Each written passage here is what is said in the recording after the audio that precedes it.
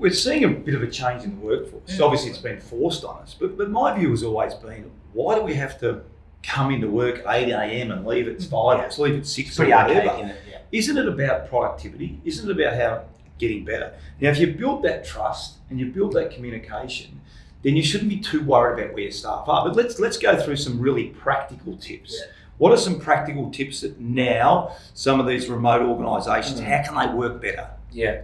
I mean, there's a lot of good apps now. You've got Slack and WhatsApp where you can have groups of people communicate. So you can start to put your outcomes in there at the start of the day. So it's almost like a virtual huddle to begin the day. That's one very simple way there. But I think it's also about upping the amount of little and often communicate or connection, if you will. And we've all got Zoom and WebEx and whatever. So give us an example of that. Yeah. What's that look like? So, you could start your Monday with a check-in as a team and a Friday checkout. And then for mini teams out of that, you could start every day with a mini huddle.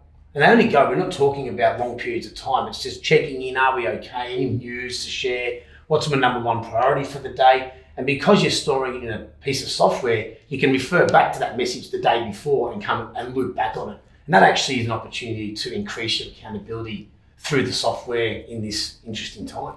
And just if you're really clear on what your behaviours are, Yep.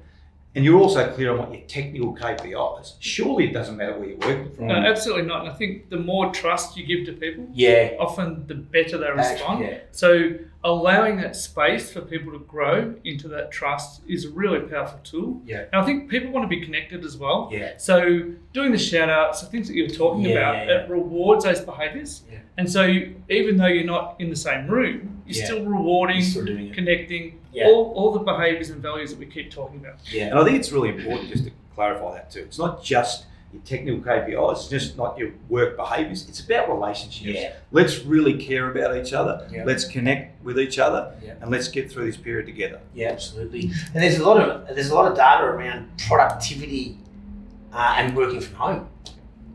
There's always 2 to 3 hours of productivity at work versus at home. And to your point, let's just start sharing a bit more about our life.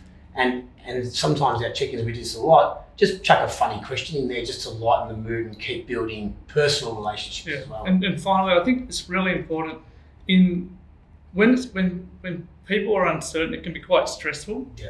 So let's also keep checking in around how we're feeling. How you go. Are you okay? Yeah. Because even though we're remote, if we're still checking in, it still gives people the opportunity to share, say, hey, I need some help here. Yeah. Perhaps go and grab a coffee, Yeah. keep a metre and a half apart Yeah. if you need to, Absolutely. clearly. But making sure that we don't have people working remotely and they become isolated, because that's what we don't want. Yeah, a great way to finish. If we have to be remote, let's not be isolated. Yeah. 100%.